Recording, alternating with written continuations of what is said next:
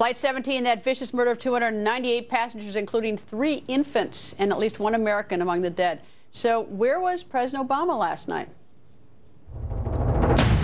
He's here at an apartment on the Upper West Side, charging $32,000 a head. We don't need a bystander-in-chief. We don't need a fundraiser-in-chief. We need a commander-in-chief. We have 300 people shot out of the sky, likely by one of our biggest enemies. And the president's raising money. This fundraising business in the face of intense situations makes President Obama look bad. Mr. President, your instincts are wrong. You got to go lead. You can't go to the Hamptons. You can't go to the city. Don't tell me you're going to Texas and not going to the border. But he doesn't seem to care. He doesn't seem to care.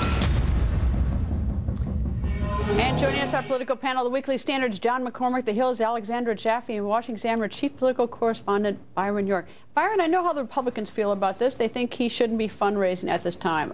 What about the independents and the Democrats? I mean, is there any way to gauge what they think about it? Well, we don't have a poll from last night, but generally you're going to find, obviously, a lot more support for the president among the Democrats. But he should not have been doing this last night for both appearance reasons and for substance reasons. For appearance reasons, I think it's pretty obvious this was an enormous event coupled with what's going on in Gaza. It really constitutes an emergency. It's better if the president is actually there. And for substance reasons, there are a lot of people to talk to. Yes, they have planes on, they have phones on Air Force One, but it's a good idea for the president to actually be in the White House to do the job at that time. You know, Alexander, it's almost, I mean, he's not a first offender in the sense that he just did it last week at the crisis. I mean, at the border. You know, it's like, you know, we have these crises going on, and it's like, you know, I'm thinking to myself, what is his staff telling him? Right, if he doesn't get it, what about his staff? And that's the question that Republicans are raising and have been raising for the past 6 months. Is he a competent leader? Can he get things done? When sort of the lights are on him, can he solve problems?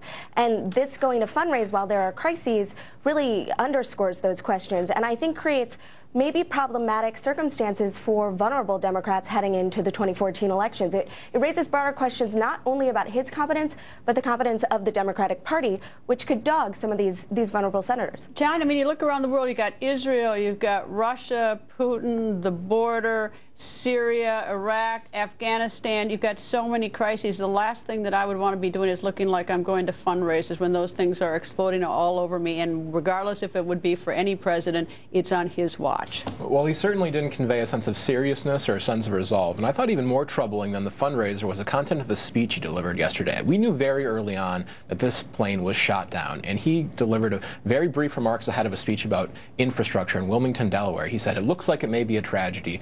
There was no moral outrage. He immediately transitioned into a typical standard stump speech, partisan. You know, he said we need to rebuild the middle class. He attacked Republicans in Congress for playing politics. You know, he even suggested that Republicans lacked a certain, you know, sense of patriotism, that if they had the sense of patriotism that put our country first, that we could get things done on building roads and bridges. It just seemed to be very discordant, and you would have at least dropped that partisanship from the speech. If you're going to go forward with that, at least drop that. Well, and today he said that he was calling for a ceasefire, and I thought, you know, that's just like, is anyone listen to you? We should point out that he also went on a fundraising trip the day after the Benghazi attacks, too, bringing some of these same... Which, you know, I actually thought was different. Because I thought when we got attacked, the Americans said we didn't want to make it look like it disrupted our president at Air Force One. So I actually, at the time, didn't think that was bad. I think this one is terrible. It led to the same sort of criticism. Now, I did go back and look. George W. Bush, after the September 11th attacks, which were admittedly way, way bigger than what we're talking about, he decided that he should not be involved in partisan political activity for a while. He also didn't play golf. He stopped playing golf. That was after Iraq, though. But after 9/11, he says, I'm stopping going to fundraisers. And he went on a 4-month moratorium from fundraising. And when he started it up again in 2002, of course, there were midterm elections coming, he got a lot of criticism from Democrats for going out and fundraising at this time of national emergency. So there is a political element to this. But just remember the actual substance. It'd be better for the president to handle this crisis if he were actually in the White House. But I think he owes it to us, Alexander, look like he's not just phoning it in from the road, whether it's Air Force One or something. No, be in the White House and look like you're working, like, you know, sell it to us that you're really interested. Right, instill some confidence in the American people when, you know, they're facing multiple crises abroad. And I think that we've been seeing that sort of a lack of the president standing up to the podium and making his case over the entirety of his second term.